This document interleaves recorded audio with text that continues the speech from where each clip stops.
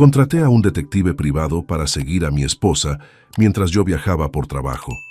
Al tercer día, me llamó llorando a las 11 de la noche. «Señor Morales, necesita sentarse antes de ver esto». Abrí el archivo. 47 fotografías. Mi esposa con mi padre, en nuestra cama, cada noche que yo no estaba. Antes de continuar, suscríbete al canal, activa la campanita porque todos los días tenemos nuevas historias. Deja tu like y cuéntanos en los comentarios desde qué ciudad nos estás viendo. Me llamo Javier Morales, tengo 47 años y trabajo como consultor empresarial especializado en reestructuración de empresas medianas.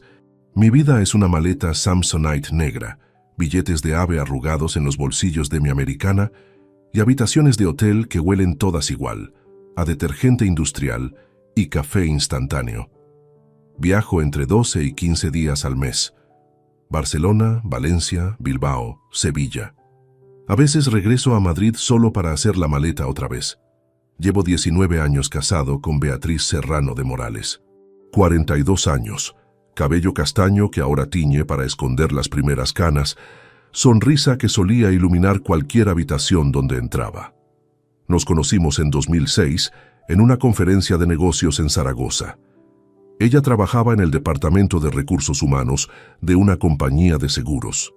Yo acababa de empezar mi propia consultora.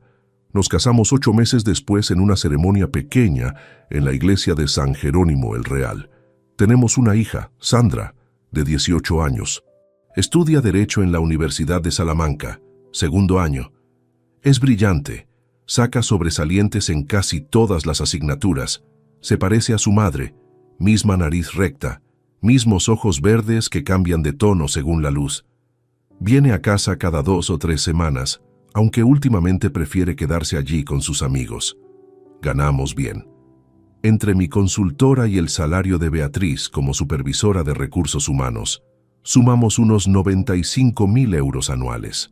Vivimos en un apartamento de 120 metros cuadrados en el barrio de Chamartín, valorado en 280.000 euros, completamente pagado desde hace 3 años. 2 habitaciones, 2 baños, cocina moderna que Beatriz rediseñó hace 5 años. Balcón pequeño con vistas a un parque, donde los domingos las familias llevan a sus perros. Mi padre, Vicente Morales, tiene 68 años. Enviudó hace 2 años cuando mi madre, Carmen, murió de un infarto fulminante mientras preparaba la cena. Desde entonces vive solo en su apartamento a 20 minutos en coche de nuestra casa. Ingeniero jubilado, pelo completamente blanco, espalda todavía recta, manos grandes que huelen a tabaco aunque dejó de fumar hace una década. Lo veo cada domingo para comer, a veces entre semana cuando paso por su casa a llevarle la compra. Durante 19 años pensé que tenía un matrimonio sólido. No perfecto, ningún matrimonio lo es después de casi 2 décadas, pero sólido. Beatriz nunca se quejó de mis viajes constantes. «Es tu trabajo», decía siempre, besándome en la mejilla mientras yo arrastraba la maleta hacia la puerta a las 6 de la mañana. «Volverás pronto». Yo apreciaba esa comprensión. Muchos colegas míos se habían divorciado precisamente por las ausencias, las cenas perdidas, las obras de teatro escolares a las que no llegaban. Pero hace 3 meses empecé a notar cosas. Pequeños detalles que al principio ignoré, que atribuía a mi imaginación o al cansancio acumulado de tanto viajar. Beatriz parecía ansiosa de que yo me fuera. Antes, cuando yo preparaba la maleta el domingo por la noche para viajar el lunes temprano, ella se ponía un poco melancólica. «Otra semana sin ti», suspiraba. Ahora, en cambio, me ayudaba a doblar las camisas con una energía extraña, casi alegre. «¿Tienes todo? El cargador del portátil, los documentos del proyecto de Valencia». Demasiado servicial, demasiado interesada en que todo estuviera listo para mi partida. Una tarde de julio, regresé de un viaje a Málaga y encontré un perfume nuevo en el baño, no el que Beatriz usa normalmente, ese Chanel No. 5 que le regalé hace años. Este era diferente, un frasco elegante de Dior, Sauvage, perfume de hombre. «¿Y esto?», le pregunté mostrándole el frasco. Ella ni siquiera levantó la vista del portátil. «Ah, se lo compré a tu padre para su cumpleaños el mes que viene. Lo dejé aquí porque si lo guardo en casa se me olvida llevárselo». Explicación razonable. Acepté sin más preguntas. Pero luego estaba el tema de mi padre. Vicente siempre había sido buen abuelo, buen padre. Visitaba nuestra casa regularmente, especialmente después de la muerte de mi madre. Necesitaba la compañía, lo entendíamos. Pero según doña Encarna, nuestra vecina del 5º piso, una señora de 71 años que pasa las tardes asomada a la ventana observando el vecindario, mi padre había estado viniendo con más frecuencia. «Javier», me dijo una tarde en el ascensor, «tu padre viene mucho últimamente, ¿verdad? Lo veo llegar con bolsas del supermercado casi cada semana». Me encogí de hombros. «Viene a cenar con Beatriz cuando yo no estoy, para que no esté sola». Doña Encarna asintió lentamente, pero había algo en su expresión que no pude descifrar. Esos 3 detalles flotaban en mi cabeza como moscas que no podía espantar. El perfume, la ansiedad de Beatriz, las visitas frecuentes de mi padre. Nada concreto, nada que justificara una acusación. Solo una incomodidad persistente en el estómago que crecía cada vez que subía a un AVE, rumbo a otra ciudad. En agosto, justo antes de irme a una consultoría de 4 días en Bilbao, Beatriz me besó en la puerta con una sonrisa que no alcanzaba sus ojos. «Que tengas buen viaje, cariño», dijo. Sus dedos tamborileaban en el marco de la puerta, impacientes. Yo me giré en el rellano y la miré. Ella ya estaba cerrando sin esperar a que yo entrara en el ascensor como siempre hacía antes. Algo no estaba bien. Y lo peor era que una parte de mí ya lo sabía. Volví de Bilbao un martes por la tarde. 4 días de reuniones agotadoras con los directivos de una fábrica textil que estaba al borde de la quiebra. Tenía los hombros tensos, la cabeza pulsando con el inicio de una migraña. Abrí la puerta de casa a las 7:20 de la tarde. Beatriz estaba en la cocina preparando algo que olía a pollo al horno con romero. «Hola, cariño», dijo sin girarse, removiendo algo en una olla. Su voz sonaba normal, quizá demasiado normal. «¿Qué tal el viaje?» «Largo», respondí dejando la maleta en el pasillo. «Necesito una ducha». Fui al dormitorio, me quité la americana, la corbata. Mientras me desabrochaba la camisa, algo en la papelera de reciclaje junto a la cocina captó mi atención. Una botella. Verde oscuro, etiqueta dorada que reconocería en cualquier parte. Caminé hacia la cocina. Saqué la botella de entre los cartones de leche y las latas de atún. Marqués de Riscal Reserva. Año 2019. 35 € la botella. El vino favorito de mi padre. Lo bebía cada domingo cuando comíamos juntos. Siempre pedía esa marca específica en los restaurantes. Decía que le recordaba a su juventud en La Rioja. Pero Beatriz odiaba ese vino. Lo había probado una vez, hace años, y había hecho una mueca de disgusto. «Demasiado tánico, demasiado seco. Me deja la lengua áspera», había dicho. Desde entonces, cuando mi padre traía una botella a casa, ella ni siquiera se servía una copa. Sostuve la botella vacía, sintiendo el peso del cristal en mi mano. El corazón me latía un poco más rápido. «Beatriz», llamé desde la cocina, manteniendo la voz casual. «¿Desde cuándo bebes Marqués de Riscal?» Ella se giró, secándose las manos en un paño de cocina. Sus ojos se posaron en la botella. Hubo una pausa, apenas un segundo, pero la noté. Luego sonrió. «Ah, eso. Decidí darle otra oportunidad. Ya sabes, dicen que los gustos cambian con la edad. Compré una botella el sábado. La abrí el domingo mientras veía una película. No estuvo tan mal como recordaba». Asentí lentamente. «¿Te la bebiste sola? ¿Toda la botella en una tarde?» «Bueno, no toda». Se rió, un poco nerviosa. Guardé un poco para cocinar. Eché un chorrito en la salsa del pollo. Dejé la botella de nuevo en la papelera. Algo en mi estómago se retorció, pero no dije nada más.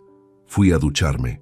Bajo el agua caliente, intenté convencerme de que era exactamente lo que había dicho. Había decidido probar de nuevo un vino que no le gustaba. La gente cambia. Los gustos evolucionan. No significaba nada. 3 días después, un viernes por la noche, llamé a mi padre. Conversación rutinaria. Le pregunté cómo estaba, si había ido al médico para su revisión de la tensión arterial, si necesitaba que le llevara algo. «Estoy bien, hijo», dijo. Su voz sonaba cansada, más ronca de lo habitual. «El doctor me ha puesto nueva medicación y me ha prohibido el alcohol por completo, al menos durante 3 meses. Dice que interfiere con los medicamentos para la presión». Sentí que algo dentro de mí se congelaba. ¿Nada de alcohol? ¿Ni siquiera una copa de vino? Nada. Me lo dejó muy claro. Ni vino, ni cerveza, ni licores. Estoy tomando agua y zumos naturales. ¿Y desde cuándo es esto? Desde hace un mes, más o menos. Desde mediados de agosto. Mediados de agosto, 6 semanas atrás. Y yo había encontrado esa botella de Marqués de Riscal el martes, hacía 3 días. Si mi padre no podía beber alcohol desde agosto, ¿quién había bebido su vino favorito en mi casa? «Papá», dije tratando de mantener la voz firme, «¿has venido a casa últimamente a cenar con Beatriz?» Hubo una pausa, demasiado larga. «Pues, sí, hijo, un par de veces. Ya sabes que Beatriz me invita cuando tú estás de viaje, para que no coma solo. Es muy considerada». «¿Y bebisteis vino en esas cenas?» «No. Como te digo, no puedo. Bebí agua con gas, ¿por qué lo preguntas?» «Por nada, papá, simple curiosidad». Colgué el teléfono. Me quedé sentado en el sofá del salón, mirando la pared blanca frente a mí.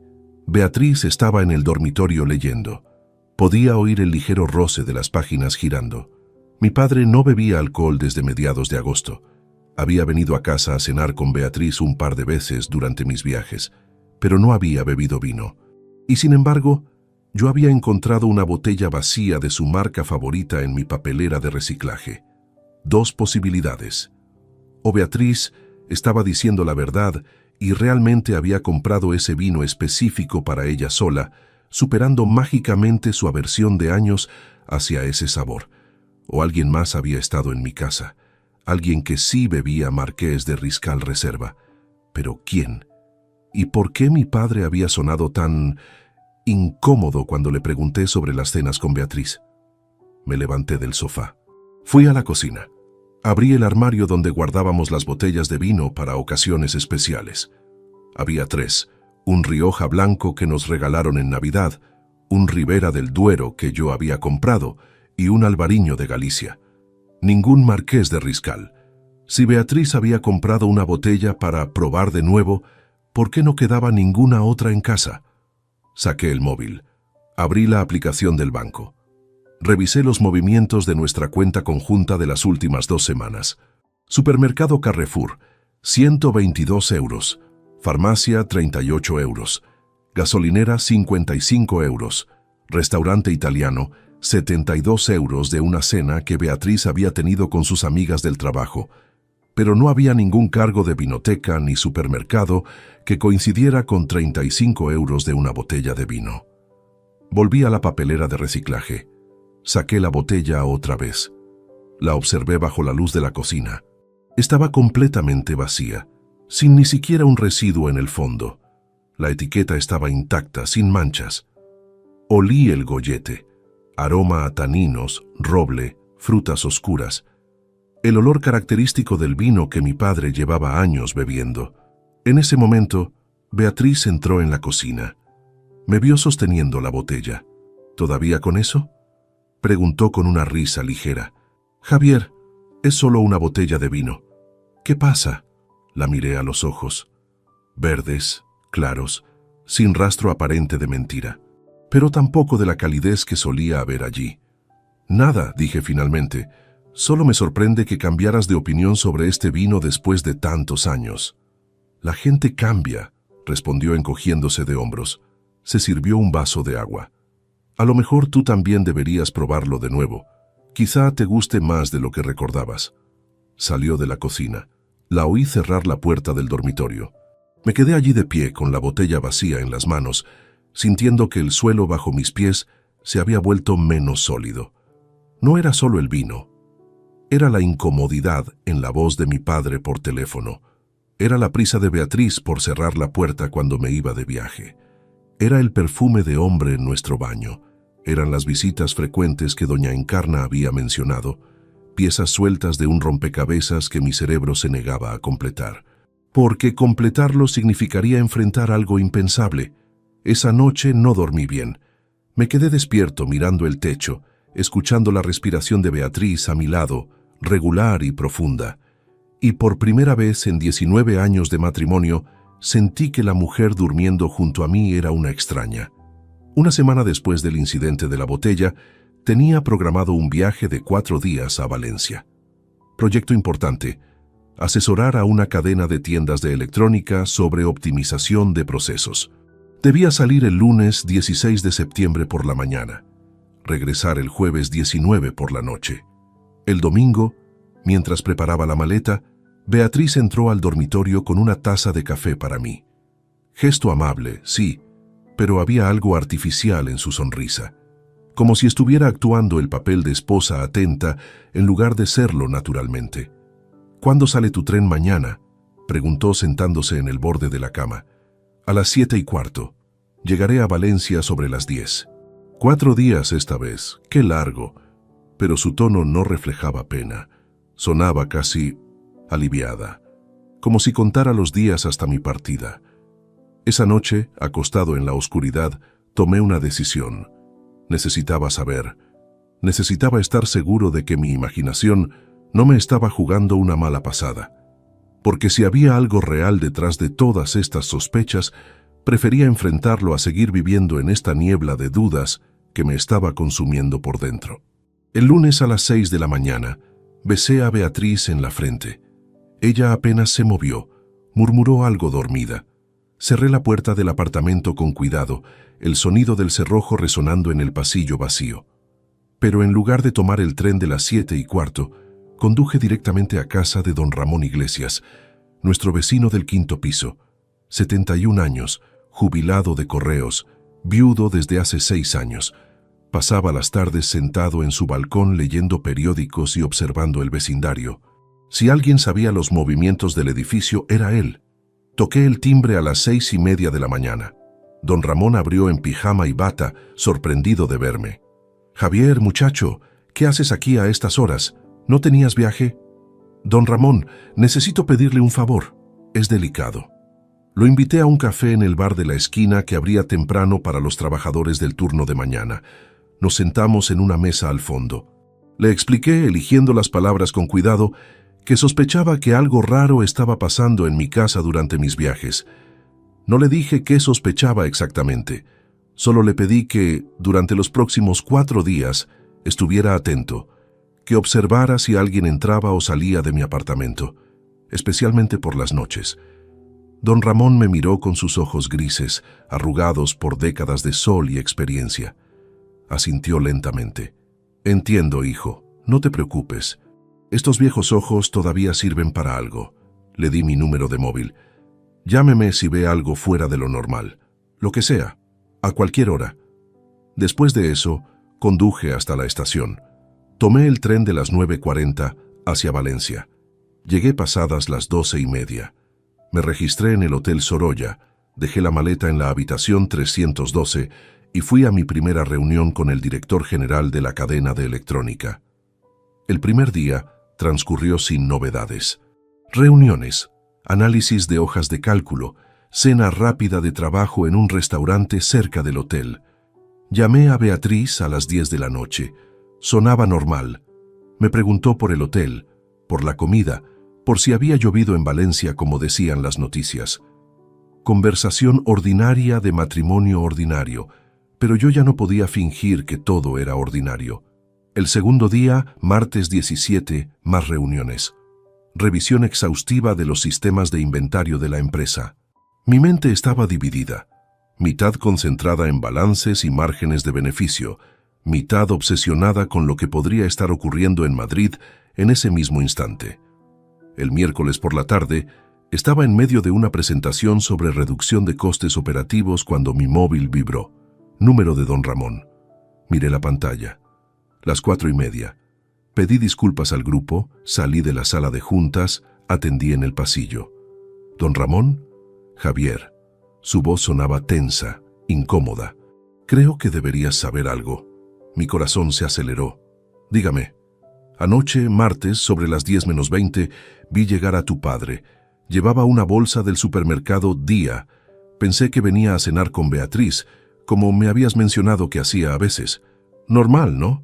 Un padre que acompaña a su nuera cuando su hijo está de viaje. ¿Y? Mi mano apretaba el teléfono con tanta fuerza que los nudillos se habían puesto blancos. Javier, son las 4:30 de la tarde del día siguiente. Tu padre todavía no ha salido del apartamento. El pasillo pareció inclinarse. Apoyé una mano en la pared para mantener el equilibrio. ¿Estás seguro? ¿Completamente seguro? Hijo, llevo sentado en mi balcón desde las 7 de la mañana. He visto salir al cartero, a la señora del tercero con su perro, a los críos que van al colegio. No he visto salir a tu padre. Su coche está aparcado en la misma calle lateral donde lo dejó anoche. Lo he comprobado hace una hora. Cerré los ojos. Respiré hondo. Dentro de la sala de juntas oía voces apagadas discutiendo sobre porcentajes. Gracias, don Ramón. Le debo una. Javier, espero estar equivocado. Espero que haya una explicación simple. Colgué. Me quedé allí de pie en ese pasillo anónimo de un edificio de oficinas en Valencia, a 350 kilómetros de mi casa, sintiendo cómo todo lo que había construido durante 19 años se desmoronaba como castillo de naipes. Mi padre había pasado la noche en mi casa, con mi esposa, mientras yo estaba fuera. Volví a la sala de juntas. Inventé una emergencia. Problema urgente con un cliente en Madrid que requería mi presencia inmediata. Me disculpé profusamente. Prometí retomar el proyecto la semana siguiente. Hice la maleta en el hotel en 7 minutos. Conduje hasta la estación Joaquín Sorolla como si me persiguiera el demonio. El tren AVE de las 6:15. 2 horas y 10 minutos hasta Madrid. Me senté junto a la ventanilla, mirando el paisaje desdibujarse a 300 kilómetros por hora. Campos amarillos, pueblos pequeños, el sol descendiendo hacia el horizonte tiñendo el cielo de naranja y violeta. En mi cabeza, las imágenes se sucedían sin control. Mi padre entrando en mi casa, mi padre cenando en mi mesa, mi padre... No podía completar ese pensamiento, era demasiado monstruoso. Llegué a la estación de Atocha a las 8:25 de la noche. Tomé un taxi hasta mi barrio, pero pedí al conductor que me dejara 3 calles antes de mi edificio. Necesitaba caminar, necesitaba pensar. Eran las 9 menos cuarto cuando llegué a mi calle. Busqué el coche de mi padre, un Seat León gris metalizado, matrícula que conocía de memoria. Allí estaba, aparcado en la calle lateral paralela a mi edificio, exactamente donde don Ramón había dicho. Toqué el capó, todavía tibio. El motor había estado funcionando recientemente. Miré hacia arriba, hacia las ventanas de mi apartamento en el 4º piso. Las luces del salón estaban encendidas. Podía ver las cortinas corridas, el resplandor cálido filtrándose por los bordes. Mi padre estaba allí arriba, en mi casa, con Beatriz, después de haber pasado toda la noche anterior allí. Saqué las llaves del bolsillo, las sostuve en la mano, el metal frío contra mi palma sudorosa. Podía subir ahora mismo, abrir la puerta, enfrentarlos, pero algo me detuvo. Miedo quizá, o la necesidad de estar completamente seguro antes de destruir lo que quedaba de mi familia. Porque una vez que abriera esa puerta, una vez que viera lo que hubiera que ver, no habría marcha atrás. Me alejé del edificio. Caminé sin rumbo durante 2 horas por las calles de Madrid. Cuando regresé, pasadas las 11 de la noche, el coche de mi padre ya no estaba. Subí a mi apartamento. Abrí con cuidado. Beatriz estaba en el sofá viendo la televisión, un programa de cocina. Levantó la vista sorprendida. «Javier, ¿qué haces aquí? Creía que volvías mañana». Terminé antes de lo previsto. Mi voz sonaba extrañamente normal. Decidí volver esta noche. Ella sonrió, se levantó, me besó. Olía a perfume fresco, demasiado fresco para alguien que supuestamente había pasado el día solo en casa. ¿Tienes hambre? ¿Puedo prepararte algo? No, gracias. Comí en el tren. Esa noche dormí en el sofá. Le dije que tenía dolor de espalda del viaje. Ella no insistió. Y mientras yacía allí en la oscuridad, supe con certeza absoluta que necesitaba pruebas. Pruebas reales. Porque lo que sospechaba era tan atroz que necesitaba verlo con mis propios ojos para creerlo. El viernes 22 de septiembre por la mañana, llamé a Eduardo Ruiz, abogado de mi empresa desde hace 8 años. Hombre discreto, eficiente, alguien en quien confiaba para asuntos delicados. Le pedí que nos viéramos para un café. Algo personal, le dije, no relacionado con la consultora. Nos encontramos en una cafetería cerca de su despacho en el barrio de Salamanca. Pedí un cortado que no toqué. Eduardo pidió un té verde que tampoco bebió. Nos sentamos en una mesa alejada de las ventanas. Necesito el contacto de un investigador privado, dije sin rodeos. Alguien profesional, discreto, que sepa manejar casos matrimoniales. Eduardo no hizo preguntas innecesarias. Eso es lo que apreciaba de él. Sacó su móvil, buscó en sus contactos, anotó un nombre y número en una servilleta de papel. Marcos Vega, 34 años, ex policía nacional, ahora trabaja por cuenta propia. He trabajado con él en 3 ocasiones para asuntos de clientes míos. Muy minucioso. Nada barato, pero vale cada euro. Dile que vas de mi parte. Guardé la servilleta en el bolsillo interior de mi americana. Gracias, Eduardo. Javier me miró directamente a los ojos. Sea lo que sea que encuentre, prepárate. A veces es mejor no saber. Llevo semanas sin dormir bien. Necesito la verdad, sea cual sea. Salí de la cafetería, marqué el número desde mi coche, aparcado en una calle secundaria donde nadie podía escucharme. Marcos Vega tenía voz tranquila, profesional. Acordamos vernos esa misma tarde en su oficina, un pequeño despacho en la calle Goya, 3er piso sin ascensor. Llegué a las 5:30 en punto. La oficina era espartana. Escritorio metálico, 2 sillas, archivador gris, ordenador portátil. En la pared certificados enmarcados de cursos de investigación privada, licencia oficial visible. Marcos era más joven de lo que esperaba. Constitución atlética, pelo corto casi al ras, ojos marrones que evaluaban sin juzgar. Señor Morales, dijo estrechando mi mano con firmeza. Eduardo me habló muy bien de usted. Siéntese, por favor. Me senté. Durante los siguientes 40 minutos le conté todo. La botella de vino, el perfume, la ansiedad de Beatriz, la llamada de don Ramón, el coche de mi padre aparcado toda la noche frente a mi edificio. Le di fechas exactas, horarios precisos, nombres completos. Marcos tomaba notas en un cuaderno con letra pequeña y ordenada. Cuando terminé, dejó el bolígrafo sobre el escritorio. ¿Qué nivel de vigilancia necesita? Completa. Quiero fotografías, vídeos, grabaciones, si es posible. Quiero saber exactamente qué está pasando en mi casa cuando yo no estoy. Quiero pruebas que sostengan en un tribunal si llega el momento. Entiendo. Para un trabajo de esta naturaleza, con vigilancia continua durante sus viajes, equipo de grabación de largo alcance, seguimiento vehicular si es necesario, estamos hablando de 4.500 euros por 3 semanas. Eso incluye mi tiempo completo, equipamiento especializado, informe detallado con todas las evidencias en formato digital y físico. 4.500 euros. Casi 2 meses de salario para muchas personas. Para mí, el precio de la verdad. De acuerdo. ¿Cuándo puede empezar? Necesito 2 días para preparar el equipamiento y hacer un reconocimiento previo de la zona. ¿Cuándo es su próximo viaje? Saqué mi agenda. Tengo que ir a Barcelona del 14 al 18 de octubre, 5 días. Perfecto. Eso me da tiempo suficiente. Marcos abrió un cajón. Sacó un contrato estándar de servicios de investigación. Lea esto con calma. Básicamente establece que todo lo que descubra será confidencial, que trabajaré dentro del marco legal español y que usted es responsable del uso que haga de la información obtenida. Leí el contrato. Firmé. Saqué mi chequera. Extendí un cheque por 4.500 euros. Marcos lo guardó en un sobre. Una cosa más, dijo mientras me acompañaba a la puerta.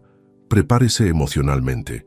En casos como este, la evidencia visual puede ser impactante. He visto hombres fuertes desmoronarse al ver ciertas fotografías. Si descubro lo que sospecha, ¿está seguro de que quiere verlo? Absolutamente seguro. Durante las siguientes 2 semanas, intenté vivir con normalidad. Iba a trabajar, volvía a casa, cenaba con Beatriz, veíamos televisión juntos. Ella actuaba como siempre. Hablaba de su día en la oficina, de los problemas con su jefa, de que había que cambiar la lavadora que empezaba a hacer ruidos extraños. Vida cotidiana de pareja establecida. Pero cada palabra suya me sonaba falsa. Cada sonrisa me parecía una máscara. Cuando me besaba por las noches antes de dormir, tenía que contenerme para no apartarme. Mi padre llamó 2 veces durante esas semanas. La primera vez inventé que estaba en una reunión y no pude atender. La segunda vez hablé con él brevemente, monosílabos, excusas rápidas para colgar. No podía escuchar su voz sin sentir náuseas. El miércoles 11 de octubre, 3 días antes de mi viaje a Barcelona, Marcos me envió un mensaje de texto. Todo listo, equipo instalado, cámara de largo alcance en edificio paralelo con vista directa a su apartamento. Rastreador GPS colocado discretamente bajo el parachoques del Seat León de su padre. Sistema de grabación de audio ambiental en rellano de su puerta, legal bajo licencia de investigación privada. Cuando se vaya el día 14, empezaré vigilancia continua. Le respondí, entendido, gracias. El domingo 13 preparé la maleta para Barcelona. 5 días de consultoría con una empresa farmacéutica. Proyecto importante, bien remunerado. En circunstancias normales, estaría concentrado en la presentación que tenía que hacer el primer día. Pero mi mente estaba completamente en otra parte. Beatriz entró al dormitorio mientras yo doblaba camisas. 5 días esta vez, te voy a echar de menos. La miré, seguía siendo hermosa. 42 años, pero aparentaba menos. Piel cuidada, figura que mantenía haciendo yoga 3 veces por semana. Pelo castaño brillante cayendo sobre sus hombros. Los mismos ojos verdes que me habían cautivado en aquella conferencia en Zaragoza 19 años atrás. ¿Cómo era posible que esta mujer, con quien había compartido casi 2 décadas de vida, pudiera estar traicionándome de la manera más vil imaginable? Y con mi propio padre. Yo también te voy a echar de menos, mentí. El lunes 14 de octubre tomé el tren de las 7:15 hacia Barcelona. Esta vez de verdad. Me registré en el Hotel Catalonia Plaza, habitación 503. Desempaqué, me duché, me puse el traje para la reunión de las 11. A las 9:30 de la mañana recibí mensaje de Marcos, vigilancia iniciada, posición establecida, todo operativo. Durante ese día y el siguiente, trabajé en piloto automático. Reuniones, presentaciones, análisis de datos. Por fuera parecía el profesional competente de siempre. Por dentro, era un manojo de nervios esperando la llamada que sabía que llegaría. El miércoles 16, nada anormal. Marcos me enviaba actualizaciones cada 6 horas, sin movimientos significativos. Sujeto femenino salió al trabajo a las 08:30. Regresó a las 18:45. Ninguna visita. El jueves 17, todo cambió. Eran las 11:15 de la noche. Estaba en la habitación del hotel revisando documentos para la reunión del día siguiente.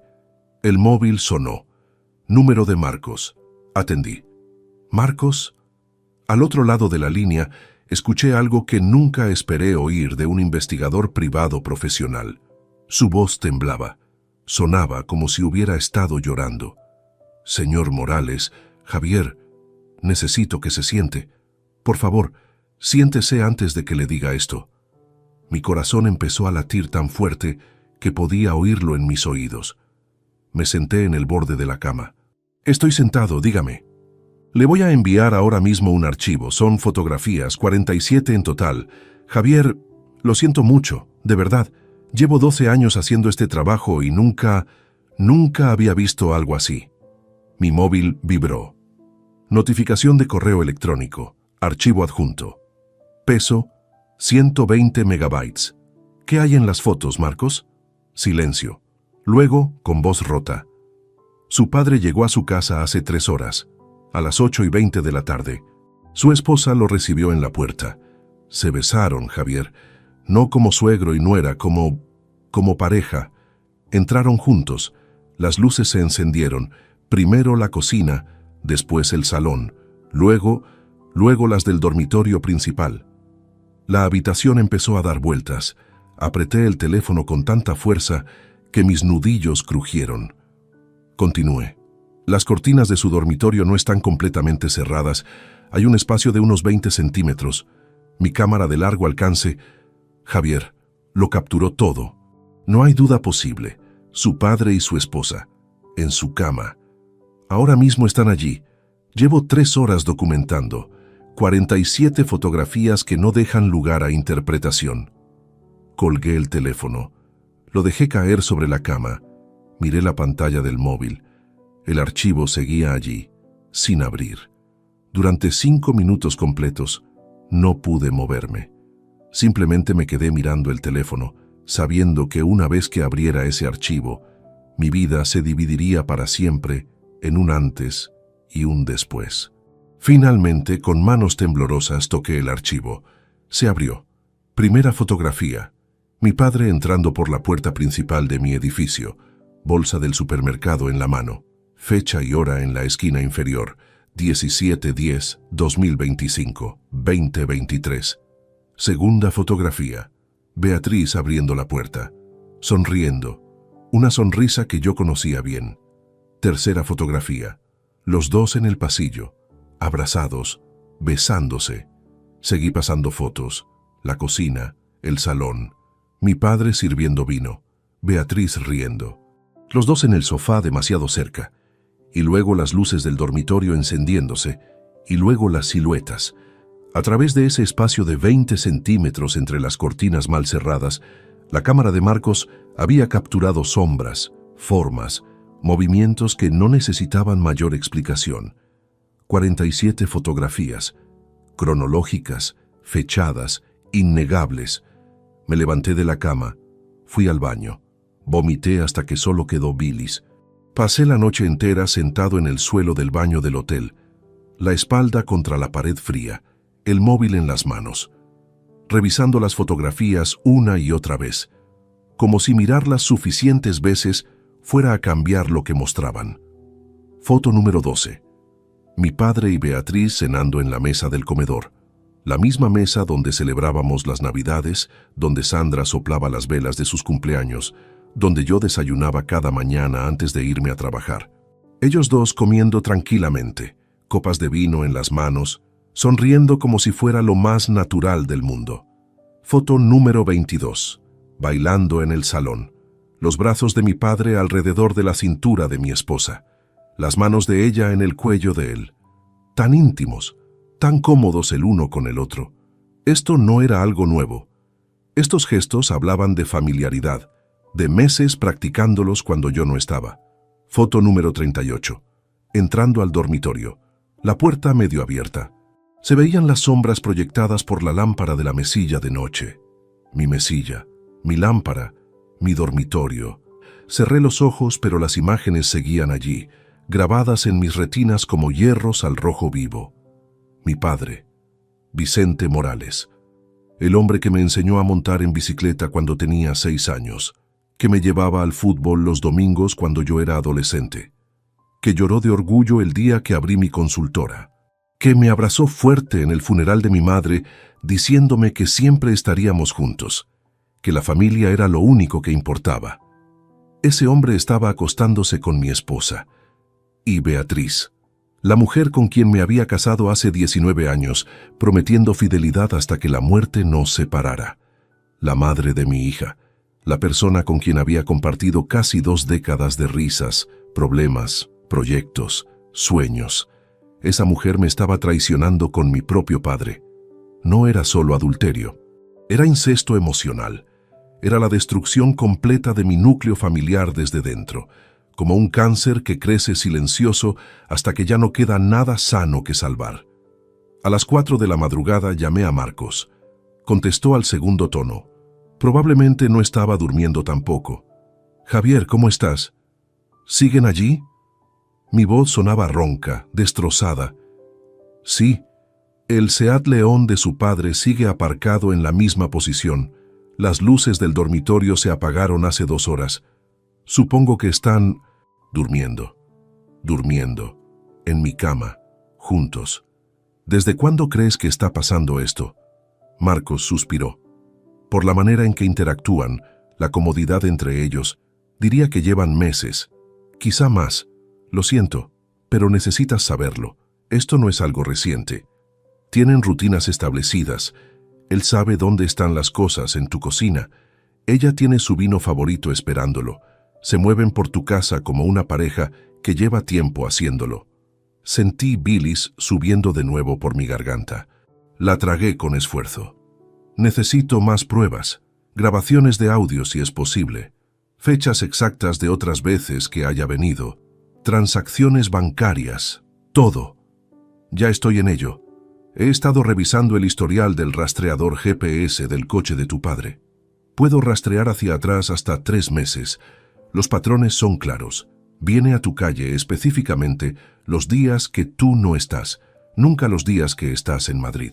Prepararé un informe completo con cronología detallada. Hazlo, y Marcos, sigue vigilando esta noche también. Quiero saber exactamente a qué hora se va. Quiero documentar todo. Entendido. Javier, una cosa más. ¿Tienes a alguien con quien hablar? ¿Un amigo? ¿Un terapeuta? ¿Alguien? Esto es demoledor. No deberías procesarlo solo. Estoy bien. No, no lo estás. Nadie estaría bien después de ver lo que has visto. Por favor, cuídate. Colgué. Me arrastré hasta la cama. Me quedé tumbado mirando el techo, completamente vestido, incapaz de cerrar los ojos porque cada vez que lo hacía, veía las fotografías. A las 6:15 de la mañana, Marcos me envió un mensaje. Sujeto masculino abandonó el domicilio a las 06:12. Mismo patrón que otras veces. Sale antes del amanecer para evitar ser visto por vecinos. Tengo fotografías de su salida. Parece satisfecho, relajado. No muestra signos de culpa o remordimiento. Leí ese mensaje 5 veces. No muestra signos de culpa o remordimiento. Mi padre saliendo de mi casa después de acostarse con mi esposa, tranquilo, como si hubiera estado viendo una película o jugando al ajedrez. A las 8:45 sonó mi alarma. Reunión a las 9 con el equipo directivo de la farmacéutica. Presentación crucial sobre optimización de costes. Tenía que estar lúcido, profesional, convincente. Me duché con agua helada. Me afeité con mano temblorosa, cortándome 2 veces. Me puse el traje gris oscuro, la corbata azul marino. Me miré en el espejo. Ojos enrojecidos, ojeras profundas, piel pálida. Parecía un cadáver en traje. Fui a la reunión. De alguna manera, logré hacer la presentación. Hablé de márgenes de beneficio, reducción de desperdicios, eficiencia operacional. Los números salían de mi boca automáticamente, mientras mi cerebro estaba en otra parte completamente. En Madrid, en mi dormitorio. Viendo a mi padre y a mi esposa durmiendo en las sábanas que yo había cambiado el domingo antes de irme. Después de la reunión, el director general me felicitó. Excelente trabajo, Javier. Exactamente lo que necesitábamos oír. Estreché su mano, sonreí, asentí. Actor perfecto de mi propia vida destrozada. Volví al hotel. Llamé a Beatriz. Tenía que hacerlo para mantener las apariencias. Ella contestó al tercer tono. Hola, cariño. ¿Qué tal tu día? Su voz sonaba normal, alegre incluso. Como si anoche no hubiera pasado nada. Como si mi padre no hubiera estado en nuestra cama hace apenas 12 horas.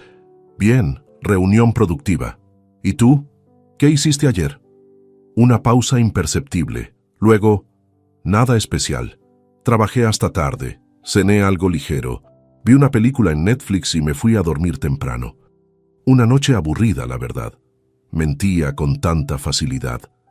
Cada palabra una puñalada. ¿Qué película viste? Otra pausa. Ah, una comedia romántica francesa.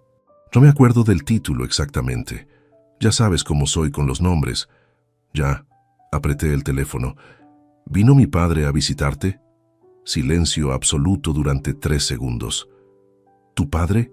No, ¿por qué lo preguntas? Por nada. Simple curiosidad. Suele visitarte cuando no estoy, ¿no?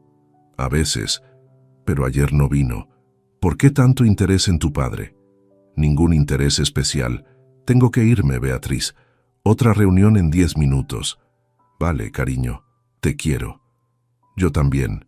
Mentira por mentira. Colgué y lancé el móvil contra la pared. La pantalla se agrietó en forma de telaraña. No me importó. Durante el resto de ese día y todo el viernes, seguí funcionando en piloto automático. Reuniones, comidas de trabajo, análisis de documentos. Por fuera era Javier Morales, consultor empresarial exitoso. Por dentro era un hombre vaciado, hueco, funcionando con pura adrenalina y rabia contenida. Marcos me enviaba actualizaciones constantes. Había rastreado el historial GPS del coche de mi padre. Durante los últimos 3 meses, había visitado mi calle en 18 ocasiones distintas. Todas ellas coincidían exactamente con días que yo estaba de viaje. Ninguna visita cuando yo estaba en Madrid. 18 veces. 18 noches que mi padre había dormido en mi casa con mi esposa. Quizá más antes de los 3 meses que el GPS podía rastrear. El viernes por la tarde, Marcos me llamó con nueva información. He conseguido acceso legal a movimientos bancarios mediante orden judicial expedida para casos de sospecha de fraude conyugal. Tu padre ha estado haciendo transferencias regulares a la cuenta personal de Beatriz. 650 euros mensuales desde enero. 8 meses de pagos continuos. Total, 5.200 euros. Le estaba pagando. Mi padre le estaba pagando a mi esposa. ¿Por qué? ¿Acaso no bastaba con la traición? Tenía que también convertirla en su amante mantenida. Hay más, continuó Marcos. Encontré un cargo de un hotel en Segovia. Fecha, 19 de febrero. Tú estabas en un congreso en Zaragoza esa semana. Hotel Eurostars Convento Capuchinos. Habitación doble. Reservada a nombre de Vicente Morales. Se fueron de escapada romántica, Javier. Una escapada. A Segovia. Mientras yo daba conferencias sobre gestión empresarial, ellos estaban en un hotel histórico de 4 estrellas, paseando por calles medievales, cenando a la luz de las velas. ¿Cuándo empezó todo esto, Marcos? Necesito una fecha aproximada. Basándome en las transacciones bancarias, las primeras transferencias fueron en enero de 2024. Eso sitúa el inicio de la relación probablemente entre noviembre y diciembre de 2023. Hace aproximadamente 11 meses. 11 meses, casi un año entero de engaño. Mi madre había muerto en agosto de 2023. Apenas 4 meses después, mi padre estaba acostándose con mi esposa. Cerré los ojos. Respiré hondo. Cuando los abrí de nuevo, algo dentro de mí había cambiado. La devastación seguía allí, pero ahora había algo más. Algo frío, calculado, implacable. Si querían destruir mi familia, lo habían conseguido. Pero no saldrían impunes. Iba a asegurarme de eso. Regresé a Madrid el sábado 19 de octubre, en el tren de las 11 de la mañana. Beatriz me esperaba en casa con la comida preparada. Pollo asado con patatas, mi plato favorito. Sonrió cuando abrí la puerta. Se acercó a besarme. Tuve que hacer un esfuerzo sobrehumano para no apartarme con repulsión. Te ves cansado, dijo acariciando mi mejilla.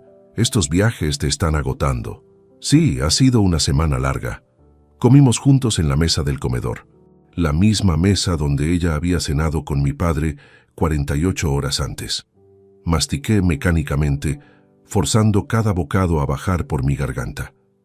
Ella hablaba de cosas triviales, su compañera de trabajo que estaba embarazada, los vecinos del segundo que habían puesto música alta el jueves, la necesidad de llamar al técnico porque el lavavajillas hacía ruidos extraños. Actuaba perfectamente, como si nada hubiera pasado, como si no me estuviera destrozando por dentro con cada mentira casual. Esa tarde, cuando Beatriz salió a hacer la compra, bajé al garaje donde guardaba una caja de herramientas en mi plaza de aparcamiento. Saqué un destornillador pequeño de precisión, subí de nuevo al apartamento, entré al dormitorio. Me quedé parado frente a la cama, las sábanas estaban recién cambiadas, por supuesto, Beatriz era meticulosa borrando evidencias, pero no podía borrar lo que yo ya sabía. No podía borrar las fotografías que Marcos había capturado. Abrí el armario de Beatriz. Registré entre su ropa con manos enguantadas. En el fondo, detrás de unos suéteres de invierno que aún no había sacado, encontré algo. Una caja pequeña de cartón. La abrí. Dentro había dos cosas. Primera, una pulsera de plata con un dije en forma de corazón. No era mía. Nunca se la había regalado. Le di la vuelta al dije, grabado en la parte posterior. B plus B. Vicente y Beatriz. Segunda. Fotos. No eran digitales. Eran impresas, antiguas, del tipo que sacas en una cabina de esas que quedan en algunas estaciones de tren. 4 fotos en tira. Mi padre y Beatriz, besándose, abrazados, sonriendo a la cámara con esa expresión de felicidad que tienen los enamorados. En la última foto de la tira se veía parte del fondo. Una máquina expendedora de bebidas, un cartel que decía Estación de Chamartín. Mi propia estación de tren. Habían ido allí juntos, probablemente después de despedirme cuando yo subía al AVE. Se habían sacado fotos como adolescentes enamorados, mientras yo viajaba sin sospechar nada. Fotografié la caja completa con mi móvil. Las fotos, la pulsera, todo. Luego lo dejé exactamente como estaba. Cerré el armario. El lunes 21 llamé a Eduardo Ruiz desde la oficina. Necesito el contacto de la mejor abogada de divorcios de Madrid. La mejor, Eduardo, alguien que sea implacable. ¿Ya tienes las pruebas que necesitabas? Tengo más de lo que imaginaba. Necesito a alguien que sepa exactamente cómo usarlas. Me dio el nombre, doctora Alicia Campos Moreno. 52 años, especializada en Derecho de Familia durante 26 años, tasa de éxito del 93% en casos de divorcio conflictivo. Su despacho estaba en la calle Serrano, zona cara, lo que significaba que sus honorarios no serían baratos. No me importó. La llamé esa misma tarde. Su secretaria me dio cita para el miércoles 23 a las 4 de la tarde. El miércoles llegué puntual. El despacho era elegante. Paredes forradas de madera oscura, estanterías llenas de códigos legales encuadernados en cuero, escritorio imponente de caoba. La doctora Campos era una mujer de presencia fuerte, pelo corto entrecano, traje sastre gris perla, mirada que evaluaba sin perder detalle. «Señor Morales», dijo estrechando mi mano con firmeza profesional. Eduardo me comentó brevemente su situación. «Siéntese y cuénteme todo desde el principio». Durante la siguiente hora y media le mostré todo. Las 47 fotografías que Marcos había tomado, los registros GPS del coche de mi padre mostrando 18 visitas a mi calle en 3 meses, las transferencias bancarias de 650 euros mensuales durante 8 meses, el recibo del hotel en Segovia, las fotos que había encontrado en el armario de Beatriz, la pulsera con las iniciales grabadas, la doctora. Campos examinaba cada documento con atención meticulosa, haciendo anotaciones en una libreta. «¿Cuánto tiempo llevan casados?», preguntó sin levantar la vista de los papeles. «19 años. Nos casamos en diciembre de 2006. ¿Tienen hijos?» «Una hija, Sandra. 18 años. Estudia en Salamanca. ¿Bienes conjuntos?» «Apartamento valorado en 280.000 euros, completamente pagado. Está a nombre de ambos. Cuenta bancaria conjunta con 180.000 euros en ahorros». La abogada dejó el bolígrafo sobre el escritorio. Me miró directamente a los ojos. «Señor Morales, voy a ser brutalmente honesta con usted. Este es uno de los casos más sólidos de adulterio documentado que he visto en mi carrera. Las fotografías son inequívocas. El patrón de visitas demuestra premeditación y continuidad. Las transferencias bancarias sugieren una relación económica establecida. Las fotos personales y la joyería confirman que no fue un desliz momentáneo, sino una relación consciente y prolongada. ¿Qué opciones tengo? En España, el adulterio ya no es causal específica de divorcio desde la reforma de 2005. Sin embargo, estas pruebas son devastadoras en términos de liquidación patrimonial. Puedo argumentar que la conducta de su esposa ha causado daño moral grave y que merece una compensación económica mínima en la división de bienes. Con estas evidencias puedo conseguir que usted se quede con el apartamento completo y el 80% de los ahorros conjuntos. ¿Y ella qué obtendría? Legalmente, tendría derecho al 20% restante de los ahorros, unos 36.000 euros, nada más. Perdería el derecho a cualquier pensión compensatoria dada la gravedad de la infidelidad documentada, 36.000 euros. Después de 19 años de matrimonio, después de destruir completamente nuestra familia, ¿cuánto tiempo tomaría el proceso? Si ella no se opone y acepta los términos, podríamos tener el divorcio finalizado en 6 meses.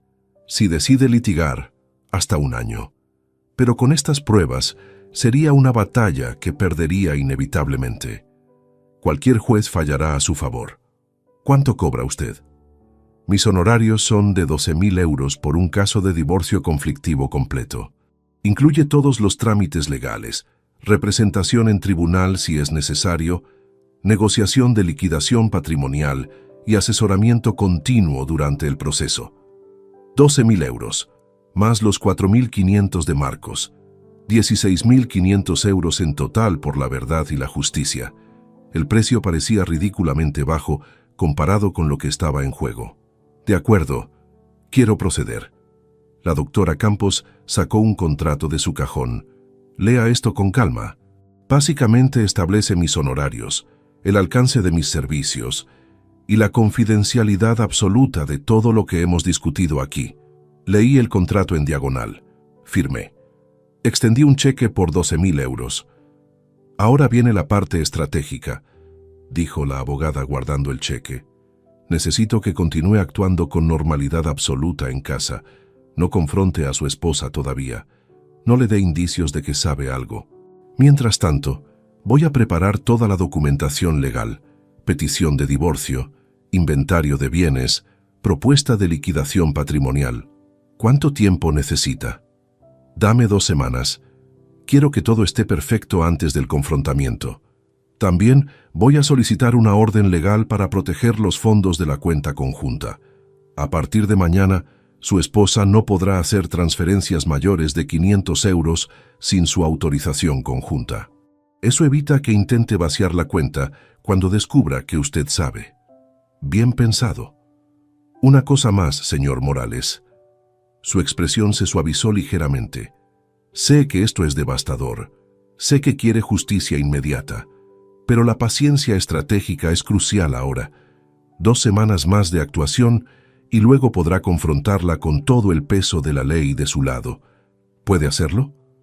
Pensé en las últimas semanas.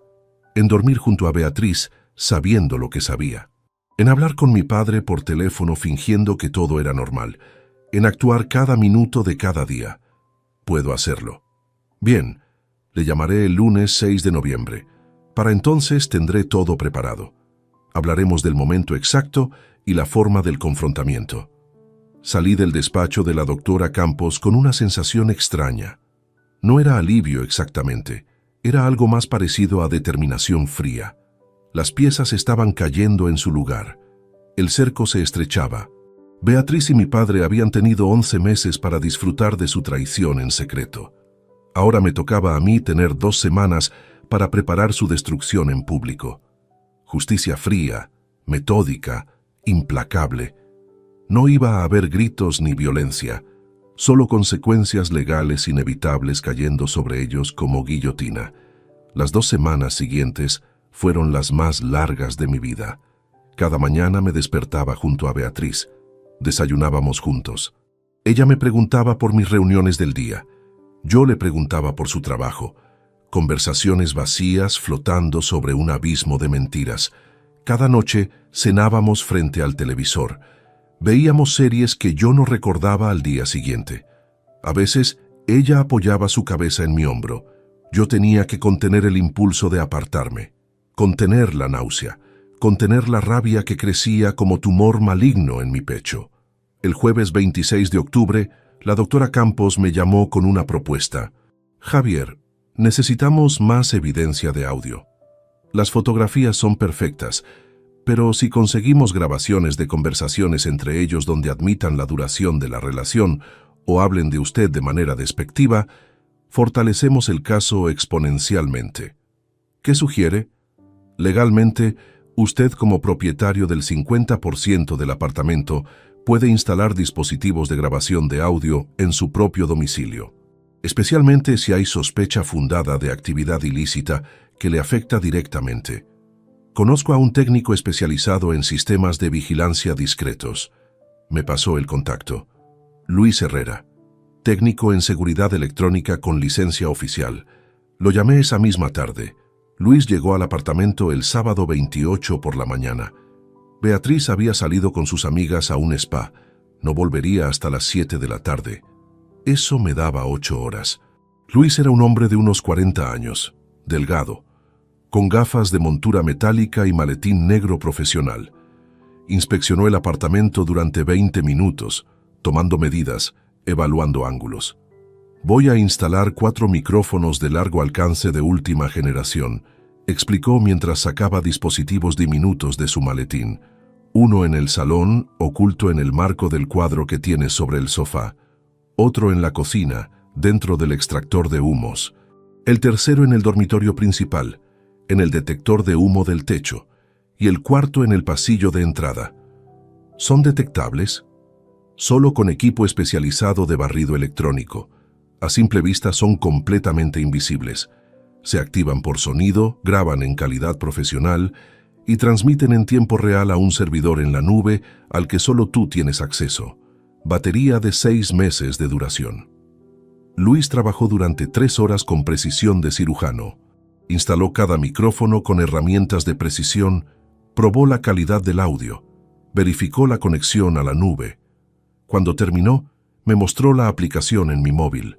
Desde aquí puedes escuchar en tiempo real o revisar grabaciones anteriores. Todo está encriptado, completamente legal bajo normativa española de protección del hogar. Son 2.000 euros por el equipo completo más instalación. Le pagué en efectivo. Después de que se fuera, probé el sistema. Me paré en el salón y hablé en voz normal. Luego fui a mi oficina. Abrí la aplicación en el portátil. La grabación era cristalina. Podía oír hasta el tic-tac del reloj de pared. El martes 31 de octubre tuve que viajar a Zaragoza por 2 días. Consultoría breve con una empresa de logística. Informé a Beatriz el domingo anterior. Vi el brillo en sus ojos cuando le dije que estaría fuera martes y miércoles. Solo 2 días esta vez, comentó. Qué bien, te echaré menos de menos. Mentirosa perfecta. El martes por la mañana me fui al tren, pero esta vez mientras viajaba a Zaragoza tenía mi móvil con la aplicación de audio abierta, esperando. A las 8:37 de la noche del martes, el sistema se activó. Ruido de llaves en la cerradura. La voz de Beatriz. Pasa, está todo despejado. Javier no vuelve hasta mañana por la noche. Luego la voz de mi padre. ¿Seguro? No quiero sorpresas como la vez pasada cuando casi vuelve antes de tiempo. Tranquilo, Vicente. Esta vez revisé su agenda 2 veces. Está en Zaragoza hasta mañana. Tenemos toda la noche. Escuché sonido de pasos, puertas abriéndose, agua corriendo, risas. Después, durante los siguientes 40 minutos, grabación de sonidos que preferiría no haber oído pero que necesitaba como evidencia. Luego silencio. Después, sus voces de nuevo. Estaban en la cocina. Sonido de copas chocando. Por nosotros, dijo mi padre. Por nosotros, repitió Beatriz. ¿Sabes? A veces me siento mal por Javier, pero luego pienso en lo solo que me tiene siempre con sus viajes y se me pasa. Mi hijo siempre fue más de números que de personas, desde niño, brillante para los negocios, pero emocionalmente distante. Exacto. Llevamos años siendo más compañeros de piso que matrimonio. Tú me haces sentir viva, Vicente. Me haces sentir deseada. Y tú a mí. Después de que Carmen muriera, pensé que ya no volvería a sentir esto. Pero entonces te miré de verdad por primera vez. Y todo cambió. ¿Cuándo fue exactamente?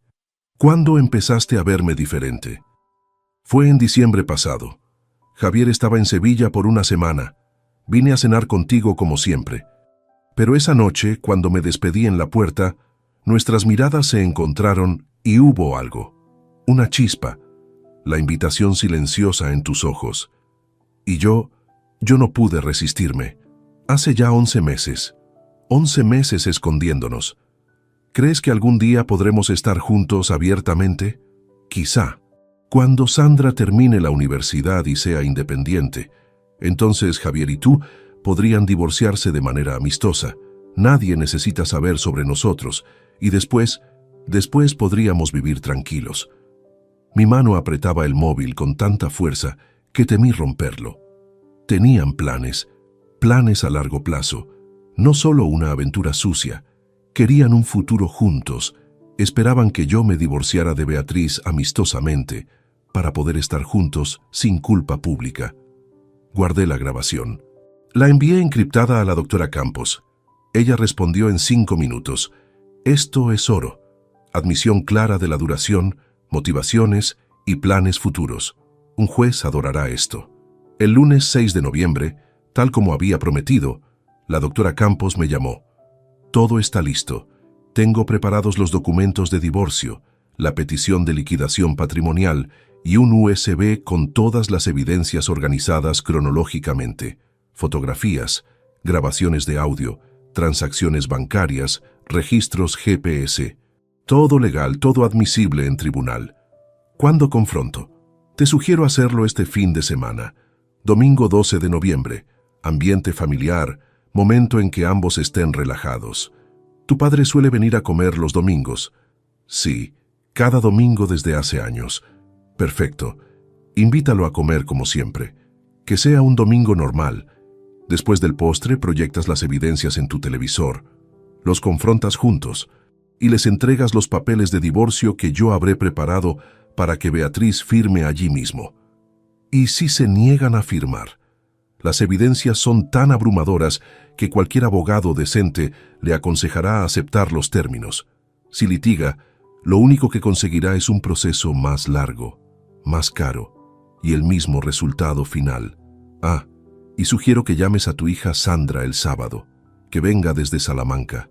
Merece saber la verdad de boca tuya antes que por otros medios. Sentí un peso en el estómago.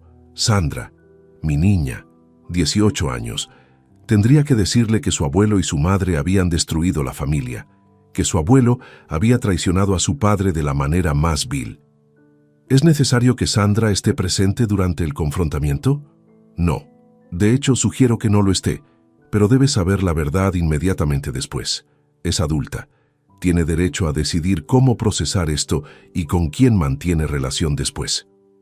El martes 7 llamé a mi padre. Voz casual, normal. Papá, ¿te parece bien venir a comer el domingo como siempre? Claro, hijo. ¿A qué hora? A las 2. Beatriz hará paella. Tu favorita. Allí estaré. Gracias, Javier. Gracias a ti, papá, por todo. El viernes 10 llamé a Sandra.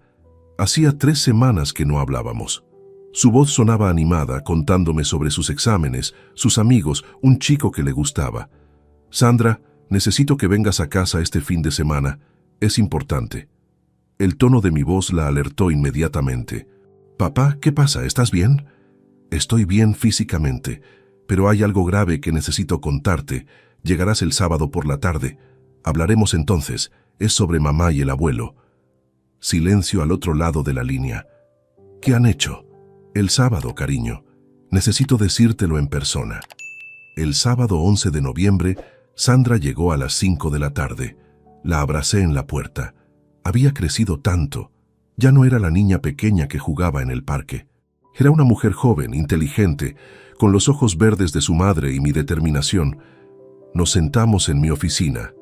Le mostré todo. Las fotografías, las grabaciones, los documentos bancarios. Vi cómo su rostro pasaba de confusión a incredulidad, de incredulidad a horror, de horror a furia absoluta. Cuando terminé, se quedó sentada en silencio durante 5 minutos completos. Luego habló, voz temblorosa: «Mamá y el abuelo, no puedo creerlo. ¿Cómo pudieron? No lo sé, Sandra, Pero mañana, cuando vengan a comer, voy a confrontarlos, y después todo cambiará. Ella asintió lentamente. Lágrimas corrían por sus mejillas, pero su expresión era de acero. Quiero estar aquí mañana. Quiero verlos cuando los confrontes. No creo que sea... Papá es mi familia también. Tengo derecho a estar presente.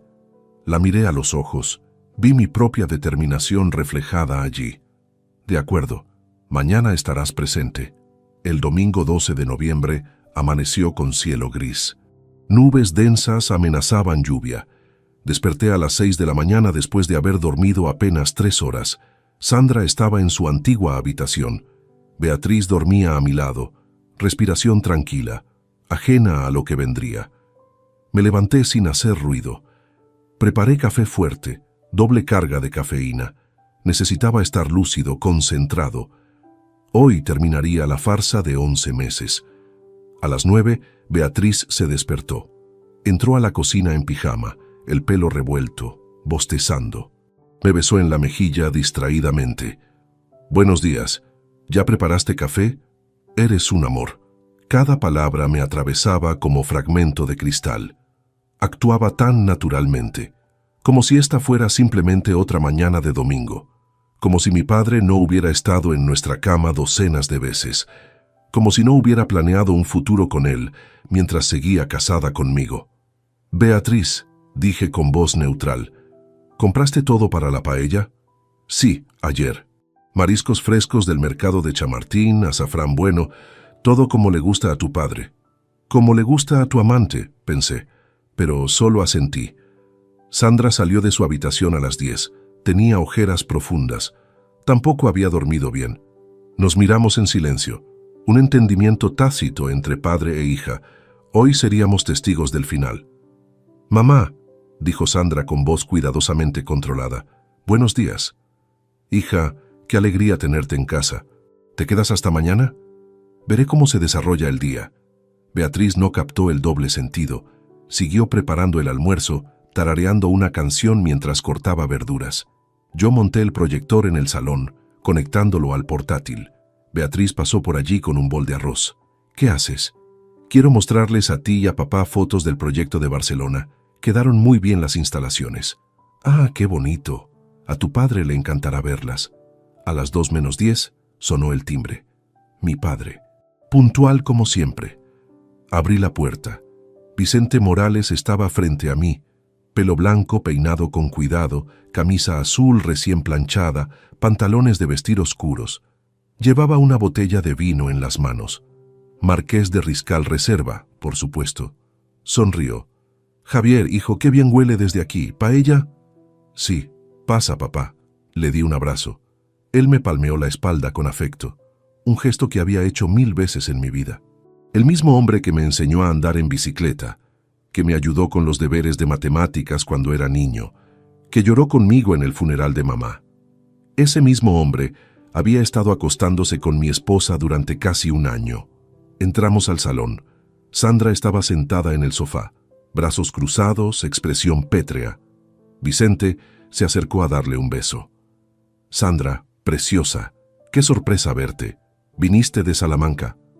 Ella apartó la cara. El beso cayó en el aire.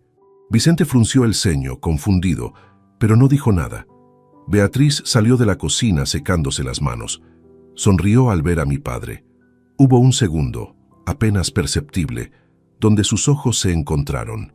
Un mensaje silencioso. Complicidad. «Vicente, bienvenido. La comida estará lista en 10 minutos». Nos sentamos a la mesa. Beatriz sirvió la paella humeante.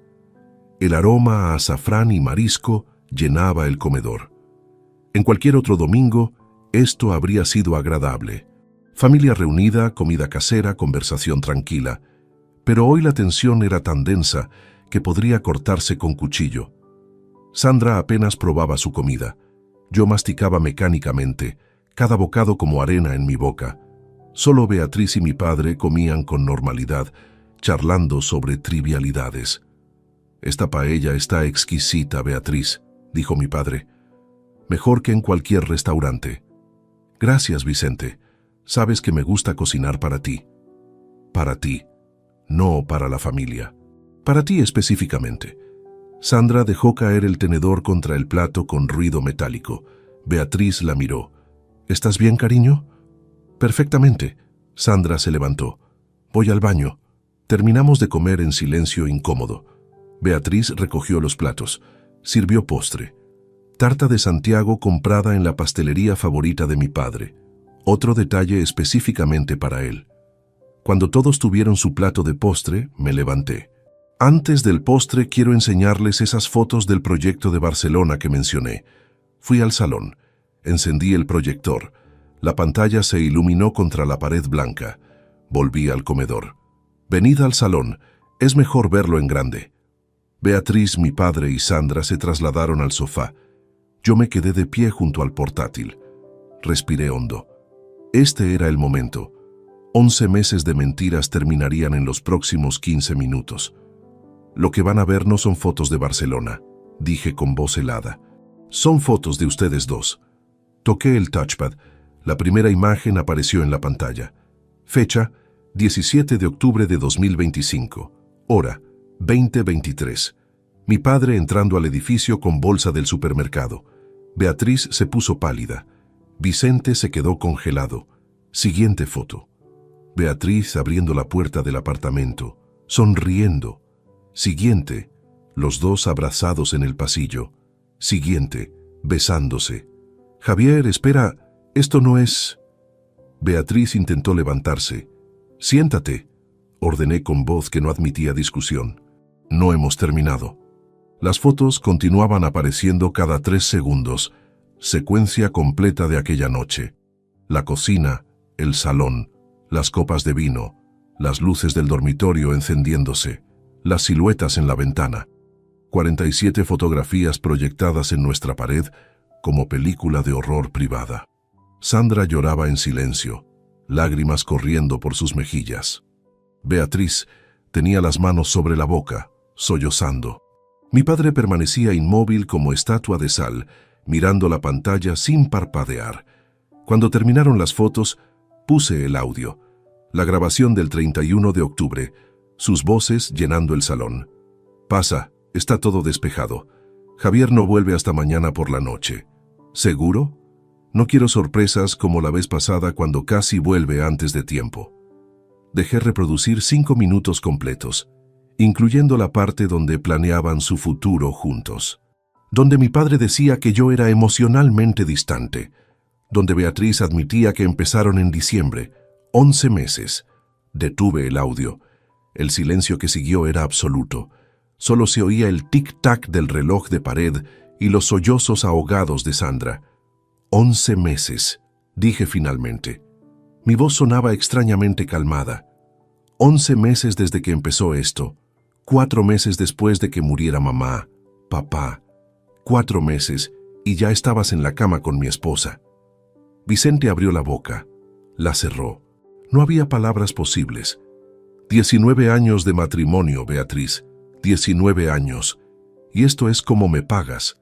No con un extraño. No con un compañero de trabajo. Con mi padre. Javier, déjame explicar. Su voz era apenas un susurro. ¿Explicar qué? ¿Qué parte necesita explicación? ¿Los 650 euros mensuales que papá te ha estado pagando desde enero? ¿La escapada romántica a Segovia en febrero? ¿Las fotos que guardabas en tu armario? ¿La pulsera con sus iniciales? Saqué la pulsera del bolsillo. La lancé sobre la mesa de café. Cayó con ruido metálico. Beatriz la miró. Luego me miró a mí. En sus ojos vi el momento exacto donde entendió que no había escape, que yo lo sabía todo, que había evidencia de todo. ¿Cómo? Fue todo lo que pudo decir. Investigador privado, micrófonos en la casa, rastreador GPS, revisión bancaria legal. Soy consultor empresarial, Beatriz. Me dedico a encontrar problemas ocultos en sistemas complejos. ¿De verdad pensaste que no descubriría un problema tan obvio en mi propia casa? Me giré hacia mi padre. 68 años. De repente parecía mucho más viejo, encorvado, pequeño. Papá, toda mi vida te admiré. Fuiste mi héroe, mi ejemplo. Y esto, Esto es imperdonable. No solo traicionaste mi confianza, traicionaste la memoria de mamá. ¿Qué pensaría ella si supiera que 4 meses después de su muerte ya estabas con otra mujer? Y no cualquier mujer, mi esposa. Vicente por fin habló, voz rota, apenas audible. Hijo, yo no sé cómo pasó. Nunca planeamos que... No me importa cómo pasó. Me importa qué pasó, que continuó, que mintieron durante 11 meses, que planeaban un futuro juntos, esperando que yo me divorciara amistosamente para poder estar juntos sin culpa. Saqué un sobre grande de mi maletín. Dentro estaban los papeles que la doctora Campos había preparado. Petición de divorcio, liquidación patrimonial, todo listo para firmar. Beatriz, estos son los documentos de divorcio. Los vas a firmar ahora mismo. Renuncias a cualquier derecho sobre este apartamento. Recibes 36.000 euros de los ahorros conjuntos, el 20%. Nada más. Si te niegas, todo esto se hace público. Las fotos, las grabaciones, todo. Tu familia lo sabrá, tus amigos, tus compañeros de trabajo. Todos sabrán exactamente qué tipo de persona eres. Le tendí el sobre. Ella lo tomó con manos temblorosas. Beatriz abrió el sobre con dedos temblorosos. Sacó los documentos. Sus ojos recorrían las páginas sin realmente leer. Lágrimas caían sobre el papel oficial, manchando la tinta. Javier, por favor, podemos hablar de esto. Podemos ir a terapia. No tiene que terminar así. ¿Terapia? La palabra salió de mi boca como veneno. ¿Quieres que vayamos a terapia para superar que te acostaste con mi padre durante 11 meses? ¿En nuestra cama? ¿En nuestra casa? Sandra se levantó del sofá. Caminó hacia su madre con pasos lentos, deliberados. Se detuvo frente a ella. Y entonces, sin previo aviso, le dio una bofetada que resonó en el silencio del salón. «Eres una asco de persona», escupió Sandra con veneno en cada sílaba. «No eres mi madre. Mi madre murió el día que decidió hacer esto». Beatriz se llevó la mano a la mejilla enrojecida. Abrió la boca para responder, pero Sandra ya se había girado hacia Vicente. «Y tú, mi abuelo, el hombre que me llevaba al parque cuando era niña, que me compraba helados, que me contaba historias de cuando papá era pequeño». Su voz se quebró. «¿Cómo pudiste? ¿Cómo pudiste hacerle esto a tu propio hijo?» Vicente tenía lágrimas corriendo por sus mejillas arrugadas. Intentó tocar el brazo de Sandra, pero ella se apartó con violencia. «No me toques, no vuelvas a tocarme nunca». Me acerqué a Beatriz, saqué un bolígrafo del bolsillo interior de mi americana. Se lo entregué. «Firma, ahora, cada página donde está marcado. O llamo a mi abogada y esto se convierte en guerra mediática. Tengo copias de todo guardadas en 5 lugares diferentes. Si me pasa algo, si intentas destruir evidencia, todo se hace público automáticamente». Ella tomó el bolígrafo. Miró a mi padre buscando apoyo, pero Vicente tenía la cabeza entre las manos, sollozando como niño pequeño. «Si firmo esto», dijo Beatriz con voz temblorosa, «me quedo con casi nada. 36.000 euros después de 19 años de matrimonio. Deberías agradecerme que te doy algo. Legalmente podría conseguir que no vieras ni un euro por adulterio comprobado. La doctora Campos está siendo generosa. Firma o lo pierdes todo, incluyendo tu reputación». Beatriz firmó, página tras página. 8 firmas en total. Cuando terminó temblaba tanto que apenas podía sostener el bolígrafo. Recogí los documentos, los guardé en el sobre. Todo legal, todo finalizado. En cuestión de 6 meses, el divorcio estaría completo. «Tienes una semana para salir de este apartamento», dije con voz mecánica, sin emoción. «Puedes llevarte tu ropa, tus objetos personales, nada más. Los muebles se quedan, el coche se queda, todo lo que compramos juntos se queda. En 7 días exactos cambiaré las cerraduras. Si para entonces sigues aquí, la policía te sacará. ¿Una semana? Javier, necesito tiempo para encontrar sitio donde vivir, para... Una semana. Deberías haberlo pensado antes de acostarte con mi padre». Me giré hacia Vicente. Mi padre, o lo que quedaba de él. Un viejo patético sentado en mi sofá, llorando, destruido. Parte de mí quería sentir lástima. Parte de mí quería consolarlo como había hecho él conmigo tantas veces cuando yo era niño. Pero esa parte estaba muerta, asesinada por 47 fotografías y 11 meses de traición. Papá, dije, la palabra me quemó la lengua. Desde este momento no tengo padre. Eres un extraño para mí. Nunca más quiero verte. Nunca más quiero hablar contigo. Nunca más quiero saber de ti. Estás muerto para mí. ¿Entiendes? Muerto. Vicente levantó la cabeza. Sus ojos grises, idénticos a los míos, me miraban con desesperación absoluta. Javier, hijo, por favor.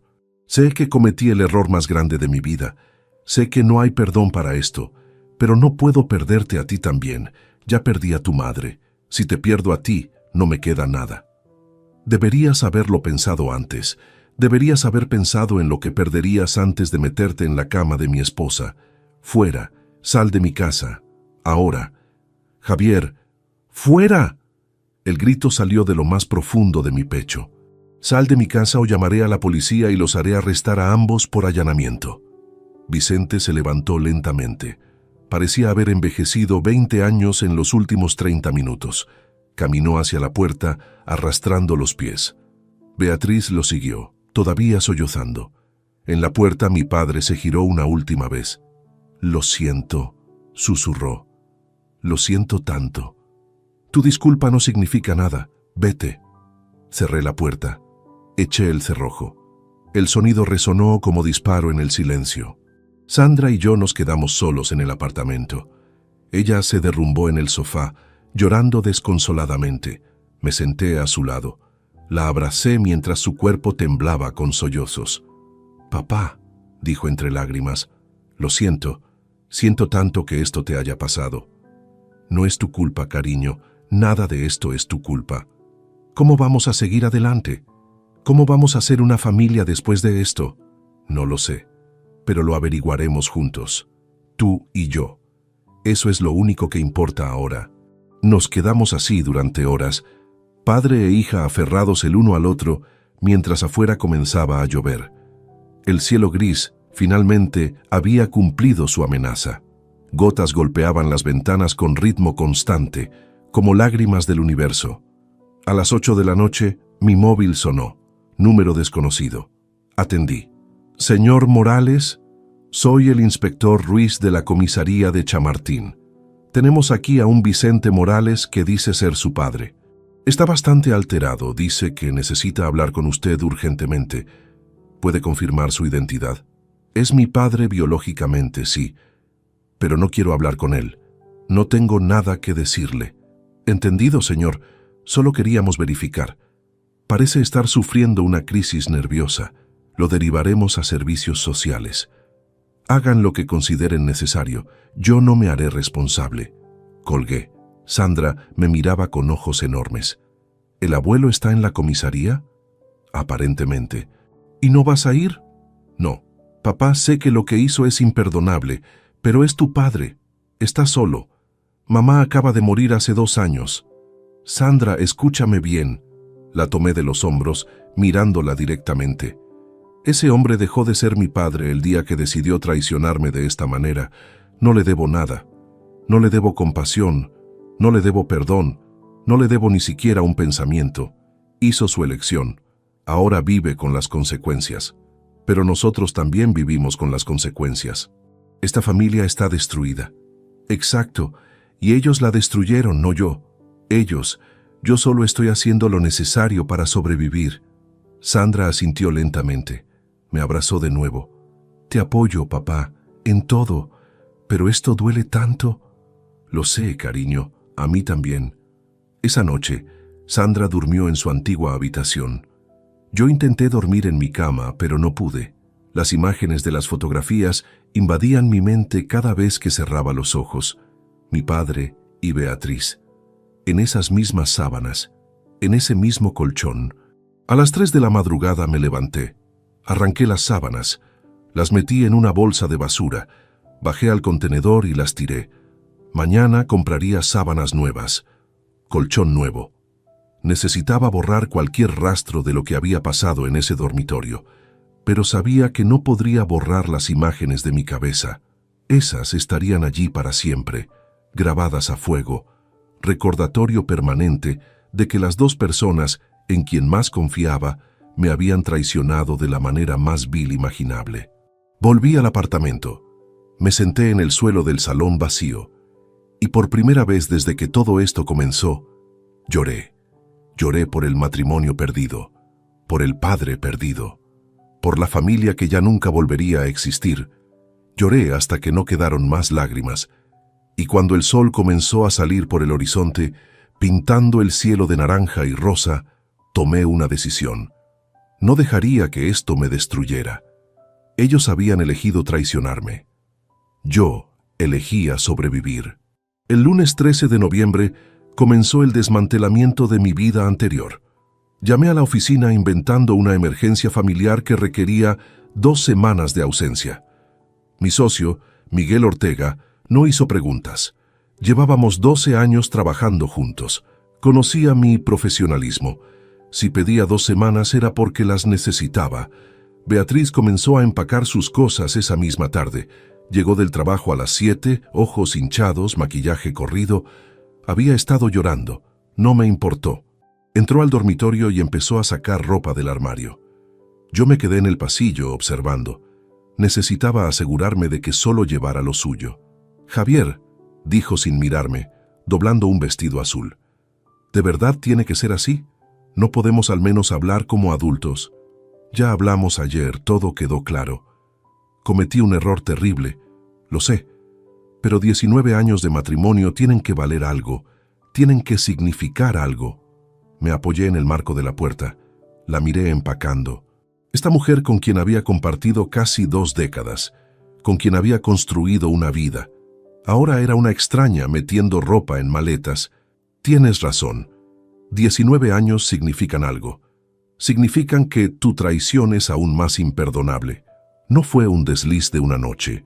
Fue una elección consciente repetida durante 11 meses. Cada vez que mi padre vino aquí, cada vez que se acostaron en nuestra cama, cada vez que planearon su futuro juntos, elegiste destruir nuestro matrimonio. Ella se detuvo. Sostenía un suéter gris entre las manos, el que yo le había regalado en su cumpleaños número 40. ¿Sabes qué es lo que más me duele?, continuó con voz rota. No es que me engañaras, es con quién. Tu propio padre, Javier. Si hubiera sido cualquier otra persona, quizá podríamos haberlo superado. Pero esto es algo que nunca podremos arreglar. Exacto. Por eso tienes 6 días más para irte. Continuó empacando en silencio. Yo me quedé allí vigilando, hasta que terminó de llenar 3 maletas grandes. Las arrastró hasta el salón. ¿Dónde vas a dormir esta semana?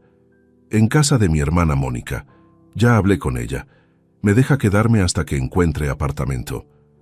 ¿Le contaste por qué te divorcias? Beatriz bajó la mirada. Le dije que teníamos diferencias irreconciliables. Cobarde hasta el final. No tienes el coraje ni siquiera de admitir lo que hiciste. ¿Quieres que le cuente a mi hermana que me acosté con tu padre?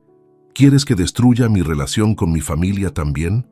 Ya destruiste tu familia. La nuestra. Sandra no quiere volver a verte. ¿Lo sabes? Me llamó esta mañana desde Salamanca. Dice que eres muerta para ella. Felicidades, Beatriz. Conseguiste perder a tu marido y a tu hija en un solo día. Las palabras la golpearon como puñetazos. Se tambaleó ligeramente, apoyándose en el respaldo del sofá. Sandra cambiará de opinión.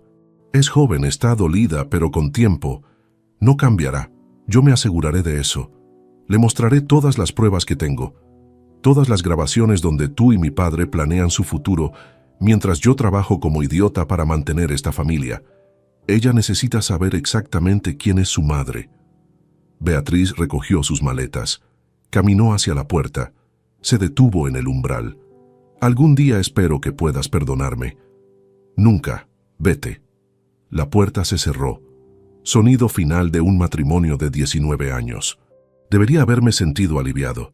En cambio, solo sentí vacío. El martes 14 cambié todas las cerraduras. Cerrajero profesional que terminó el trabajo en 2 horas.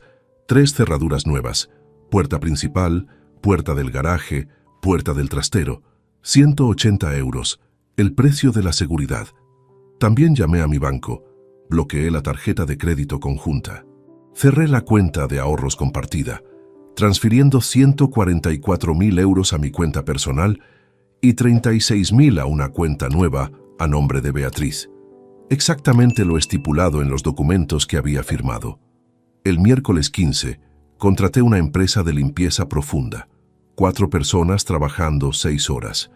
Limpiaron cada rincón del apartamento. Cambiaron sábanas, toallas, cortinas del dormitorio. Desinfectaron todo. 520 euros. Intentando borrar el rastro físico de la traición. Pero las manchas emocionales no se limpiaban tan fácilmente. El jueves 16 recibí una llamada de mi tía Remedios, hermana mayor de mi padre. 74 años, viuda, vivía en Guadalajara. Javier, hijo, Vicente me llamó ayer. Está destrozado. Me contó lo que pasó. ¿Es verdad?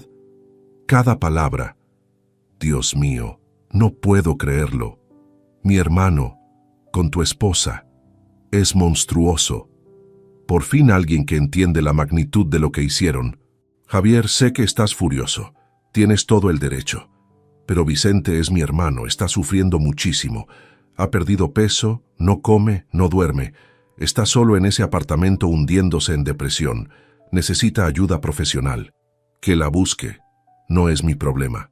Eres su hijo. Ya no. Le dejé muy claro el domingo que está muerto para mí. No pienso cambiar de opinión. Al menos piénsalo. No por él, por ti. El odio te va a consumir, Javier. Te va a destruir desde dentro. Gracias por tu preocupación, tía Remedios, pero mi decisión es firme. Colgué. Bloqueé su número. No necesitaba más llamadas intentando hacerme sentir culpable por cortar contacto con el hombre que me traicionó de la manera más repugnante posible. El viernes 17 puse el apartamento en venta. Agencia inmobiliaria recomendada por Eduardo. Valoración, 280.000 euros. Les dije que quería vender rápido. Estaba dispuesto a bajar el precio a 265.000 por venta inmediata. ¿Tan urgente es?, preguntó la agente, mujer de unos 50 años con traje impecable. Necesito cambiar de aires. Este lugar tiene demasiados recuerdos malos. Entiendo. Con ese precio puedo conseguirle comprador en menos de 3 semanas. Perfecto. El sábado 18, Sandra volvió de Salamanca. Habíamos hablado por teléfono todos los días esa semana. Ella también estaba procesando el trauma. Había empezado terapia en la universidad. Llegó a media tarde. La abracé en la puerta. Había perdido peso. Las ojeras eran más profundas. ¿Cómo estás, papá? Sobreviviendo. ¿Y tú? Igual. La terapeuta dice que lo que siento es normal. Rabia, traición, tristeza, todo mezclado. Dice que tomará tiempo procesar. Para ambos. Esa noche cocinamos juntos. Pasta simple con salsa de tomate. Comimos en silencio, cada uno perdido en sus pensamientos. Después de lavar los platos nos sentamos en el sofá. Papá, ¿qué vas a hacer ahora? Vender este apartamento, comprar uno más pequeño, empezar de nuevo. ¿Y el abuelo? ¿Qué con él? ¿De verdad no vas a hablar con él nunca más? Nunca. Sandra, necesito que entiendas algo. Lo que hizo tu abuelo no es perdonable. No hay terapia, no hay disculpas, no hay tiempo suficiente que pueda arreglar esto. Me traicionó de la peor manera posible. Si lo perdono, si dejo que vuelva a mi vida, estaría diciendo que está bien lo que hizo. Y no está bien. Lo sé. Es solo que era mi abuelo. Me llevaba al parque, me contaba historias, y ahora cuando pienso en él, solo veo esas fotos. Solo veo lo que hizo, y me dan ganas de vomitar. Lo siento tanto, cariño. Siento que hayas tenido que ver eso. Siento que tu imagen de tu abuelo esté destruida. No es tu culpa, es la suya. Y de mamá. Ellos eligieron hacer esto.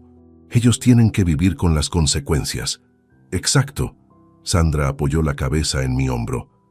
Papá, prométeme algo. Prométeme que no dejarás que esto te destruya, que seguirás adelante, que serás feliz algún día. Te lo prometo, no voy a dejar que esto me destruya. Ellos no merecen ese poder sobre mí. El domingo 19, exactamente una semana después de la confrontación, Beatriz vino por el resto de sus cosas. Tocó el timbre a las 10 de la mañana. Le abrí. Venía con su hermana Mónica y un amigo con furgoneta. «Solo vengo por mis objetos personales, como acordamos», dijo sin mirarme a los ojos. «Adelante, pero dejen la puerta abierta. Quiero ver exactamente qué se llevan». Pasaron 3 horas empacando. Ropa que quedaba en armarios, libros, algunas fotografías familiares, objetos decorativos que le pertenecían. Yo supervisé todo desde el pasillo. Sandra estaba en su habitación, puerta cerrada. No quería ver a su madre. Cuando terminaron, Beatriz se acercó a la habitación de Sandra. Tocó la puerta suavemente. «Sandra, cariño, soy mamá. ¿Podemos hablar?» Silencio absoluto. «Por favor, hija, solo 5 minutos. Necesito explicarte». La puerta se abrió. Sandra apareció. Ojos secos, expresión de hielo. «No hay nada que explicar. Vi las fotos, escuché las grabaciones, sé exactamente lo que hiciste, y eres muerta para mí. No vuelvas a llamarme, no vuelvas a buscarme, no existes». Le cerró la puerta en la cara. Beatriz se quedó allí parada, sollozando. Su hermana Mónica la tomó del brazo.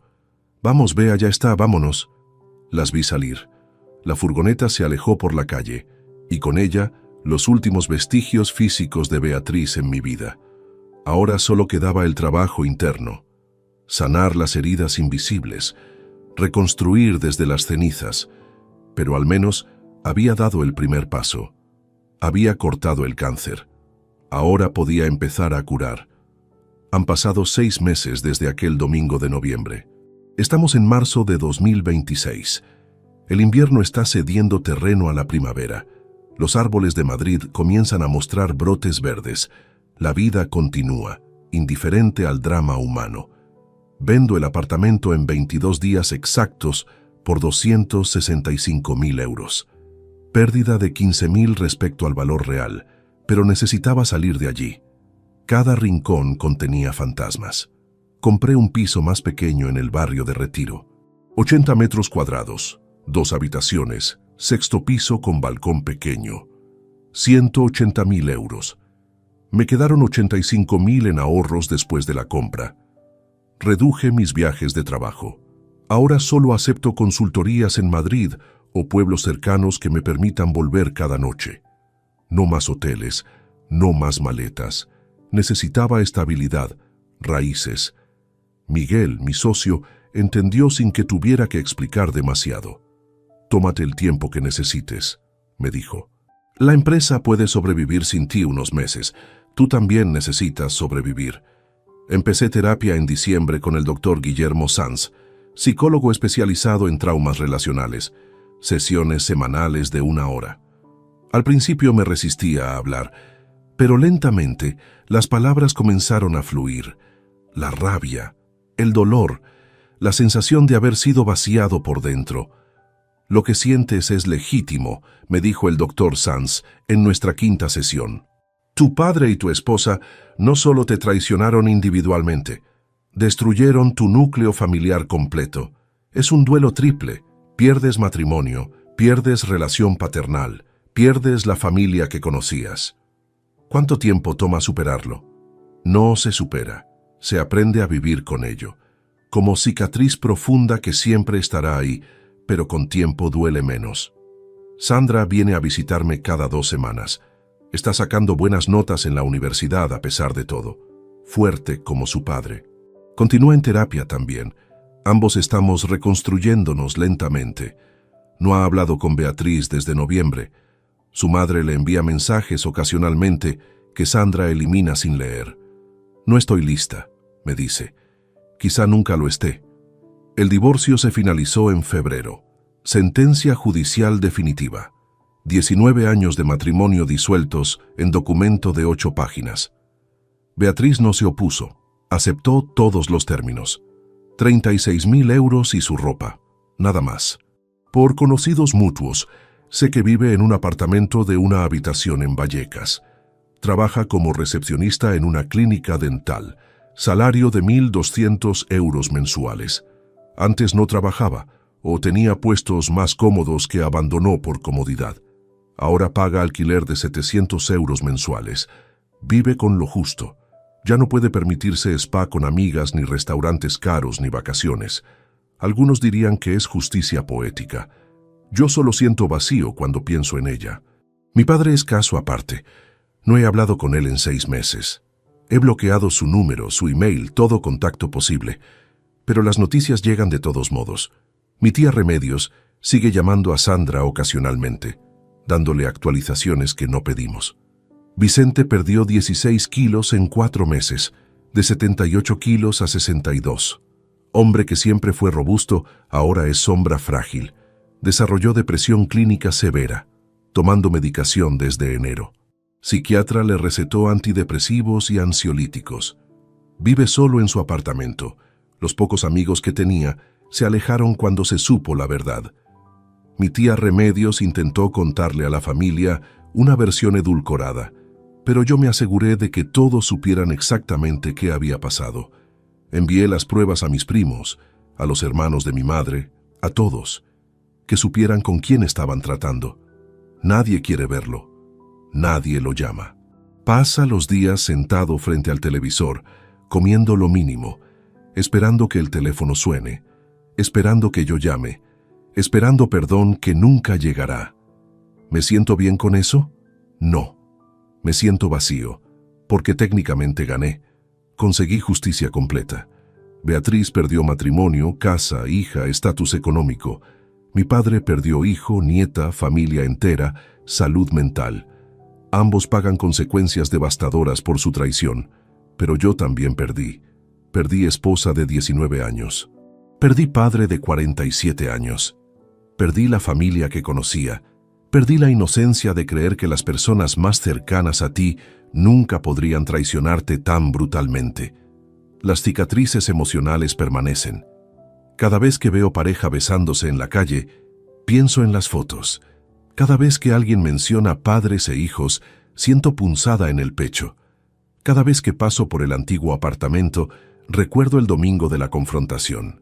Sandra me preguntó hace 2 semanas, ¿valió la pena, papá? ¿Toda esta justicia, toda esta venganza valió la pena? No supe qué responder. Porque sí, están pagando por lo que hicieron. Sí, hubo consecuencias reales para sus acciones.